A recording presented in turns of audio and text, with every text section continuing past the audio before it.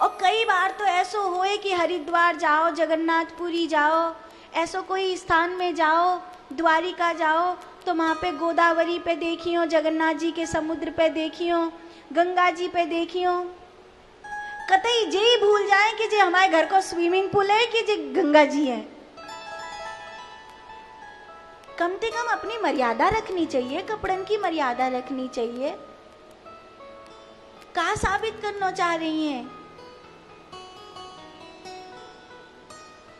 साची बात यह है कि भगवान ने गोपियों को सीख दी कि नहीं दी, पर आने वाले कलयुग की महिलाओं को ये सीख दी कि अगर अपनी सम्मान को चोरी होने से बचाना चाहती हो तो कहीं ना कहीं अपनी मर्यादा की रक्षा करो। अच्छा, ये और गजब है कि जो कपड़ा उतारे डोल रही है, ब्रेकअप और ब्रेक इन कर रही हैं, पता ही नहीं पड़ता किस लड़के से पैचअप हो गया, किस लड़के से ब्रेकअप हो गया। उनका तो कुछ बिगड़ता ही नहीं है, उनका कुछ नहीं बिगड़ता। और जो बेचारी सीधी सादी छोरी है, चुन्नी डाल के आराम से अपनी रोड पे जा रही है, उनको टोंट सुनने पड़े, उनको ताने सुनने पड़े,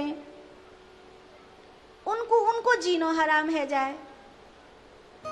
तो बात गोपिन के ताई नहीं है, बात तो आज की छोरी इनके ताई है कि सुधर जाओ, नहीं तो जे सम्मान कब चोरी है जाएगा पता ही नहीं चलेगी। और सम्मान इतनी बड़ी चीज है, सम्मान इतनी बड़ी चीज है कि अगर कोई स्त्री अपनी मर्यादा में रहती है, अपने चरित्र में रहती है, तो विधाता भी उसकी बात मानता है, परमात्मा भी उसकी बात मानते हैं। और अपनी लज्जा को, अपने सील को, अपने चरित्र को खो देती है तो उसके घर वाले भी उसकी बात नहीं मानते। आजकल एक और सिस्टम चला है शक करने का,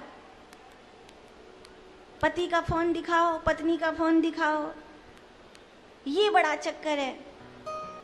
बात गोपिन के सिर पे रखकर कही गई है, पर बात तो आज की छोरीन के लिए है। आज रिश्तों में लोग एक दूसरे को मूर्ख बना रहे हैं, आज रिश्तों में विश्वास नहीं है। आज की पीढ़ी में सबसे ज्यादा रिश्तों में अविश्वास है। सच मानना वो भाग्यशाली होंगे जो दोनों एक दूसरे पर भरोसा करते होंगे। और मैं तो कहती हूँ कि अगर आपको ऐसा जीवन साथी मिला हो तो कभी उसके भरोसे को तोड़ना भी नहीं, कभी नहीं तोड़ना चाहिए। गोविंद ने गोपियों को वस्त्र क्या दिए, गोपियों की जिंदगी बदल गई। गोपी ना रही, गोपी कृष्ण हो गई। फिर गोपियों ने भगवान के लिए गीत गाया जिसे युगल गीत के नाम से जाना जाता है।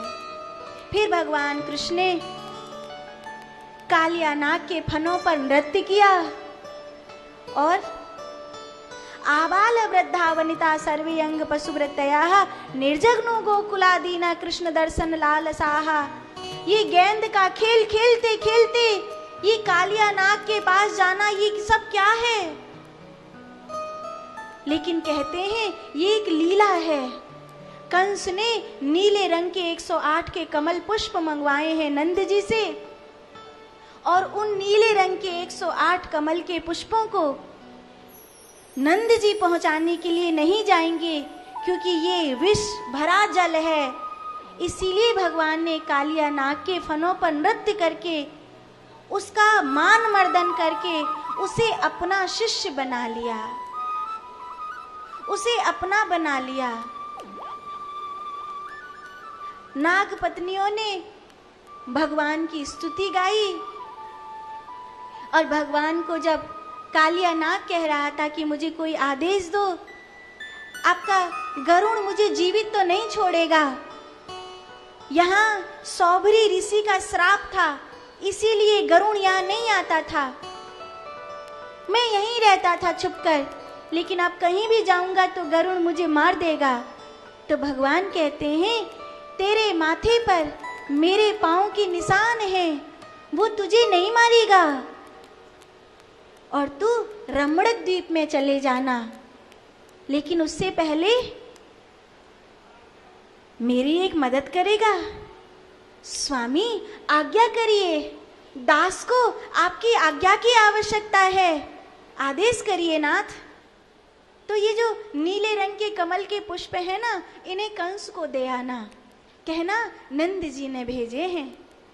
कालिया नाग जब फूलों की टोकरी लेकर के कंस के दरबार में गया तो कंस तो सिर पटक के बैठ गया कि कालिया नाग जिसकी चाकरी कर रहा है, हुक्म हजूरी कर रहा है, भला उसे कोई कैसे मार सकता है।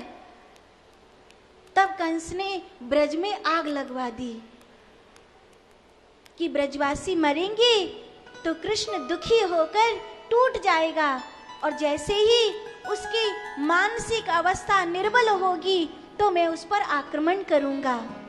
लेकिन भगवान कृष्ण ने उस दावाग्नि को पान किया। अब इस कथा को अपने ऊपर समझो, अब इस कथा को अपने ऊपर समझो। यमुना, यमुना है उदर, उदर में भरे हुए जल को यमुना कह सकते हो तुम। इस उदर में भरे हुए जल में कुंडलिनी रूपी सर्प बैठता है, जो नाभि से नीचे उतरने के कारण जीवन को विषैला बना देता है। शरीर में अपने आप ही क्रोध उठता है, शरीर में अपने आप काम वासना उठती है, शरीर में अपने आप बुरे विचार उठते हैं। हम नहीं चाहते, लेकिन फिर भी राग, द्वेष, मोह, ईर्षा, काम, क्रोध, लोभ अपने आप आते हैं। दबाता हूं तो दबते नहीं है, मारता हूं तो मरते नहीं है। मुझे लगता है कि मैं इतना मैला भी नहीं हूं जितने मैले कभी कभी मेरे विचार हो जाते हैं। दिन और रात्रि कई बार मैं अपनी सुध बुध खो देता हूं। मुझे इतना अपने आप को नहीं खोना चाहिए था। ये क्या है? ये कुंडलिनी है।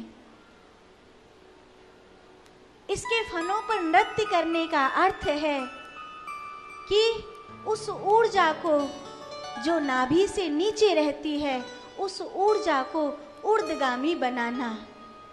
उस ऊर्जा को ऊर्ध्वगामी जब कोई बनाएगा तो उस साधक के जीवन में एक ताप पैदा होगा। उस ताप को भागवत में दावाग्नि कहा गया है। ये दावाग्नि भगवान कृष्ण ने पान करी थी, ये दावाग्नि हरे कृष्ण को पान करनी पड़ती है। ये दावाग्नि हम सबको पान करनी पड़ती है अगर हम वहां पहुंचते हैं तो। नहीं तो सदा यमुना के किनारे ही घूमते रहो, यहीं रहो आसपास। पुनरपि जन्मम पुनरपि मरणम पुनरपि जननी जठरे सैनम। लेकिन वहां पहुंचना है तो उस दावाग्नि का पान करना होगा।